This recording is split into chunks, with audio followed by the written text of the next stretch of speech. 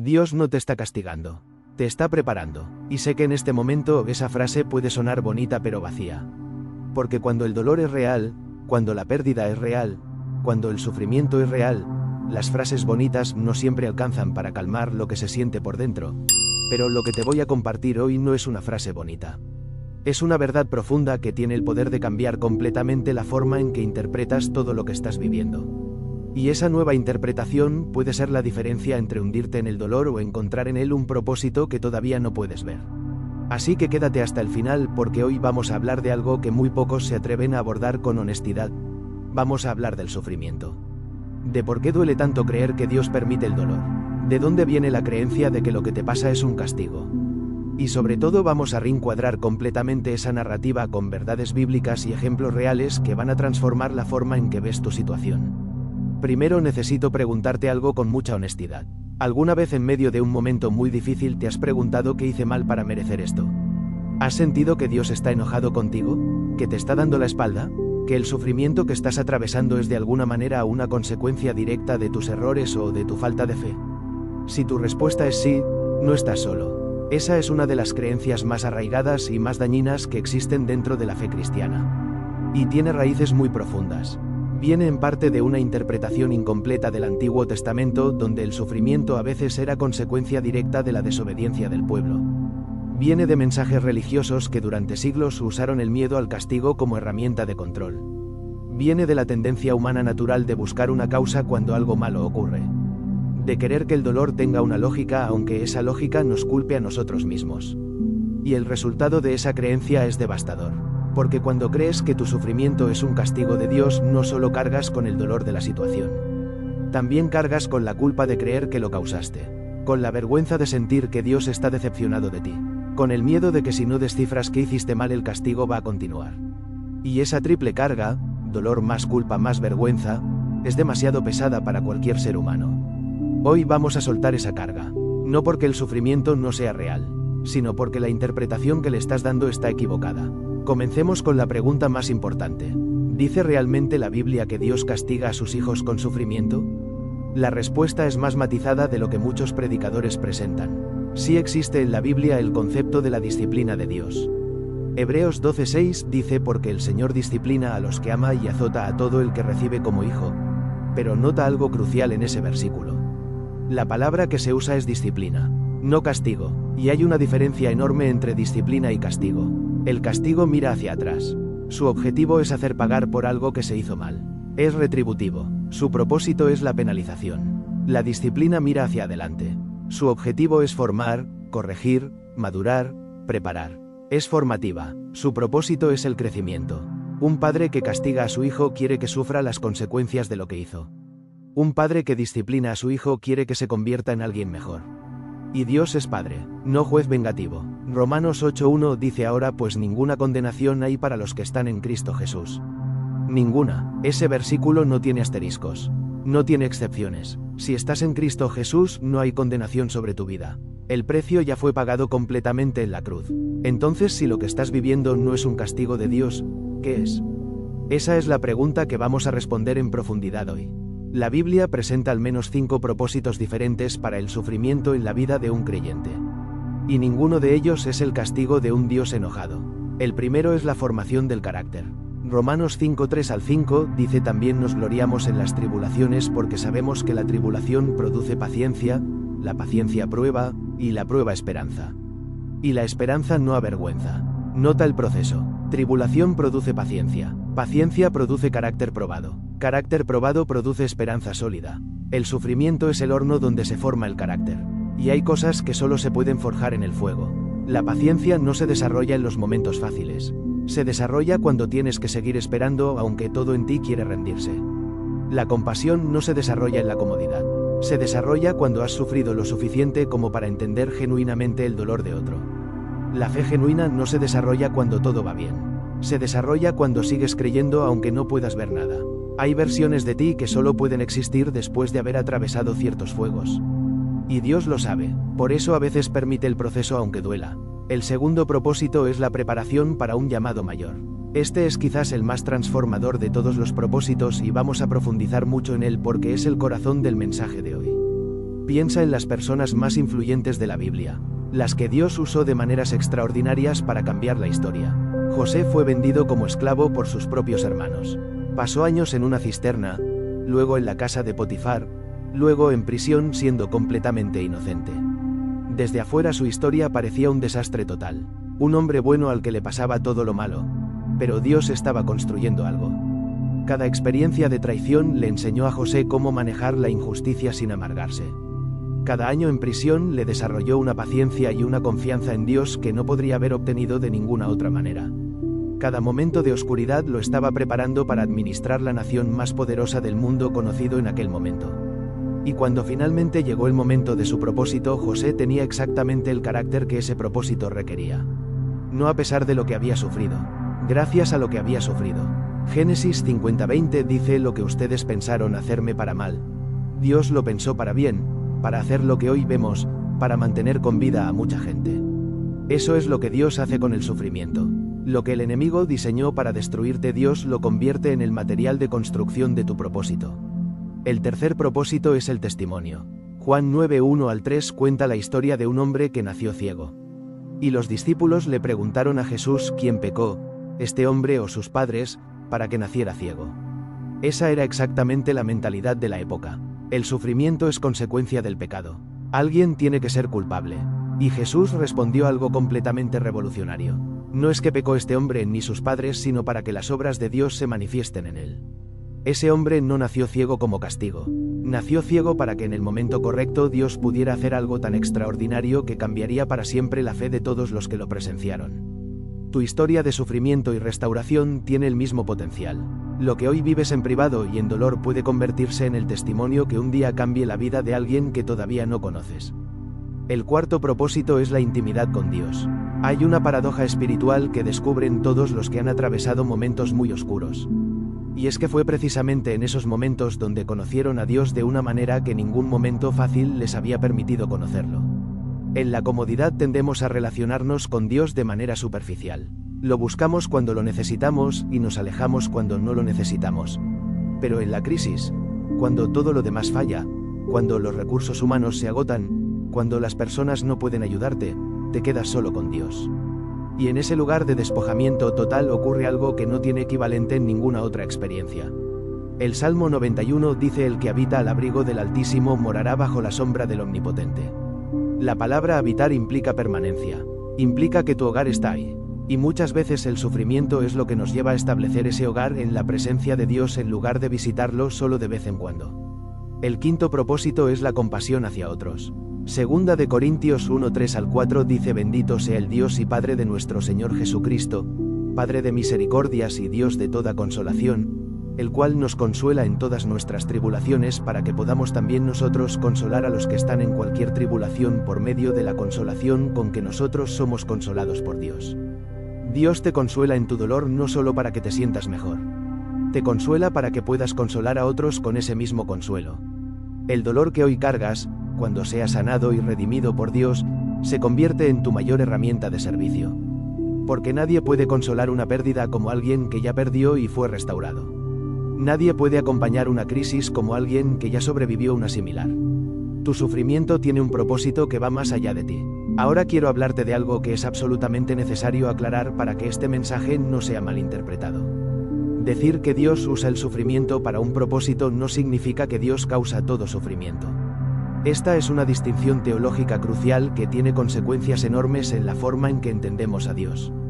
Vivimos en un mundo caído, un mundo donde las decisiones humanas tienen consecuencias, donde existe el mal, donde las enfermedades ocurren, donde las personas se hacen daño unas a otras, donde las catástrofes naturales suceden. No todo lo que te pasa viene de la mano de Dios. Algunas cosas vienen de las consecuencias de vivir en un mundo roto. Algunas vienen de las decisiones de otras personas. Algunas vienen del enemigo de tu alma. Pero aquí está la promesa extraordinaria que cambia todo. Independientemente de dónde viene el sufrimiento, Dios puede tomarlo y convertirlo en algo que trabaje para tu bien.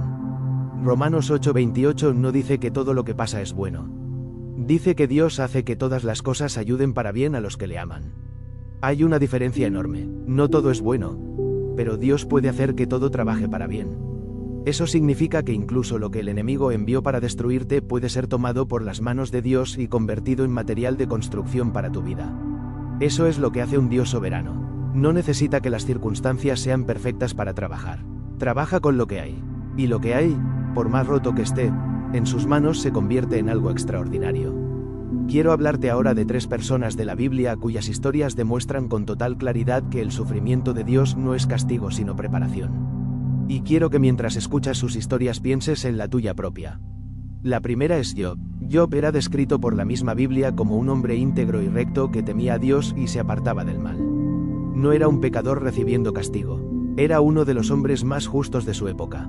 Y lo perdió todo: su riqueza, sus hijos, su salud, en un periodo de tiempo devastadoramente corto. Y lo que hace Job en su dolor es extraordinariamente honesto. No finge que está bien. No recita versículos de consuelo con una sonrisa. Llora, clama, cuestiona, llega incluso a maldecir el día en que nació. Y Dios no lo reprende por eso. De hecho, al final del libro Dios le dice a los amigos de Job que a diferencia de ellos Job habló lo recto delante de él. Dios prefirió la honestidad dolorosa de Job a la teología correcta pero desconectada de sus amigos. Y el final de la historia de Job es que Dios restauró todo lo que había perdido y le dio el doble. No porque Job hubiera sido perfecto en su proceso, sino porque Job nunca soltó a Dios aunque no entendiera nada de lo que estaba pasando. La historia de Job no responde todos los porqués del sufrimiento, pero sí demuestra que el sufrimiento extremo puede coexistir con la integridad y la fe genuina. Y que Dios está presente en ese sufrimiento aunque su silencio haga pensar lo contrario. La segunda persona es David. David fue ungido rey de Israel cuando era solo un adolescente. Recibió la promesa directa de Dios de que sería el rey de su pueblo. Y luego pasó años huyendo de Saúl que quería matarlo, viviendo en cuevas, en territorios enemigos, en condiciones que no tienen nada que ver con la imagen de un rey. ¿Era eso un castigo? ¿Había hecho David algo malo para merecer años de persecución y huida? No, era preparación. Cada cueva se convirtió en un lugar de oración. Cada momento de amenaza se convirtió en un salmo. Cada período de oscuridad forjó en David el corazón de un rey que podría gobernar con misericordia porque él mismo había necesitado misericordia.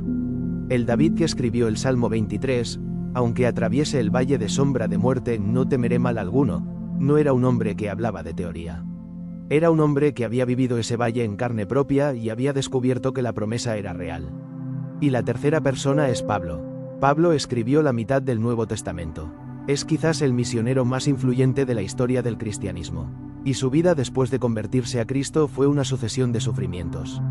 Segunda de Corintios 11 describe lo que Pablo atravesó: azotes, prisiones, naufragios, peligros constantes, desvelos, hambre, frío. No exactamente la imagen de alguien que camina en el favor de Dios según la teología de la prosperidad, pero Pablo escribió desde la prisión. Y lo que escribió desde la prisión sigue transformando vidas 2000 años después. Filipenses 4:11 dice: he aprendido a contentarme cualquiera que sea mi situación. La palabra aprendido implica un proceso. No llegó automáticamente, fue el resultado de haber atravesado situaciones donde no había otra opción más que aprender a confiar. Pablo no habría podido escribir esas palabras sin haber vivido esas circunstancias. Y el mundo no habría recibido esas palabras sin que Pablo las hubiera vivido primero. Ahora quiero ser muy honesto contigo sobre algo. Todo lo que hemos hablado hoy es verdad. El sufrimiento tiene propósito. Dios puede convertir el dolor en preparación. La historia de José, de David, de Job, de Pablo es real y es poderosa. Pero también es verdad que en el medio del proceso todo eso puede sonar muy lejano. Cuando estás en el fondo de la cisterna como José no puedes ver el palacio. Cuando estás en la cueva como David no puedes ver el trono. Cuando estás en la cárcel como Pablo no puedes ver los millones de vidas que van a ser transformadas por lo que escribirás ahí. Y está bien, no tienes que poder ver el final para confiar en el proceso. Lo que sí puedes hacer es cambiar la pregunta que te estás haciendo. La mayoría de personas en el sufrimiento se pregunta ¿por qué? ¿Por qué yo? ¿Por qué esto? ¿Por qué ahora? Y rara vez esa pregunta tiene una respuesta satisfactoria en el medio del proceso. Pero hay una pregunta diferente que sí puede ser respondida. Y es ¿para qué? No por qué estoy atravesando esto, sino ¿para qué puede estar siendo usado esto en mi vida? ¿Qué está intentando forjar Dios en mí en este proceso? ¿Qué músculo espiritual está siendo desarrollado que sin este sufrimiento nunca se habría desarrollado? ¿A quién voy a poder ayudar algún día precisamente porque hoy estoy pasando por esto? Esa pregunta te mueve de víctima a protagonista. Te mueve de alguien a quien le pasan cosas a alguien que está siendo formado para algo. Y esa diferencia lo cambia todo.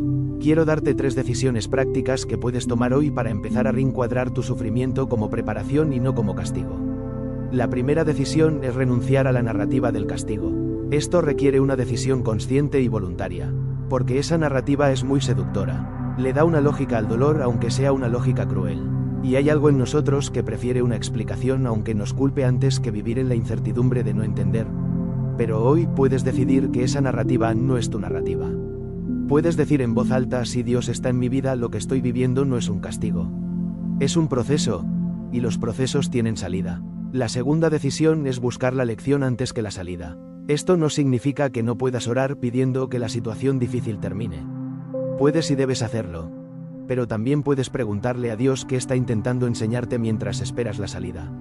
Porque muchas veces la salida llega cuando la lección ha sido aprendida. No como un mecanismo transaccional, sino porque el propósito del proceso se ha cumplido.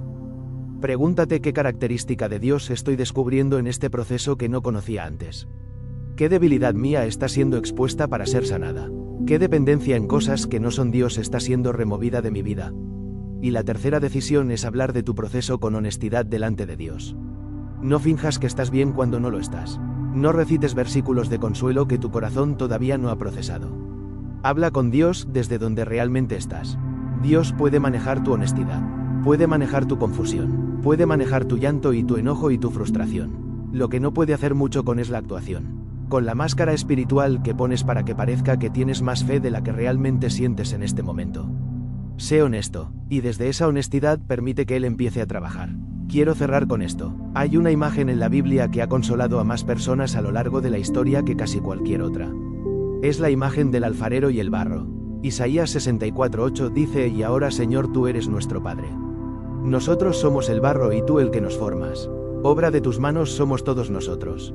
El proceso de un alfarero formando un recipiente no es suave ni cómodo para el barro. Implica presión, implica calor, implica ser moldeado contra la voluntad natural del material. Implica el horno. Pero el alfarero no aplica presión porque odia el barro. Lo hace porque tiene en mente una forma final que el barro todavía no puede ver. Y sabe exactamente cuánta presión aplicar, cuánto tiempo en el horno es necesario, cuando el proceso está completo. Tú eres el barro, Dios es el alfarero, y lo que está ocurriendo en tu vida en este momento, por más doloroso que sea, está en las manos del único ser en el universo que sabe exactamente lo que está haciendo con tu vida. No te está castigando, te está formando, no te está destruyendo, te está preparando, y lo que emerge de sus manos cuando el proceso termina es siempre más hermoso de lo que el barro podría haber imaginado en el medio del horno. Confía en el alfarero. Si este mensaje tocó algo en tu corazón hoy, te invito a que te suscribas a este canal y actives la campana de notificaciones. Cada semana encontrarás aquí mensajes que van a acompañar tu camino espiritual, fortalecer tu fe en los momentos difíciles y ayudarte a ver la mano de Dios en cada etapa de tu historia. Y si conoces a alguien que hoy necesita escuchar que Dios no lo está castigando sino preparando, comparte este vídeo con esa persona ahora mismo. A veces ese mensaje en el momento correcto puede cambiar todo. Gracias por estar aquí. Hasta la próxima.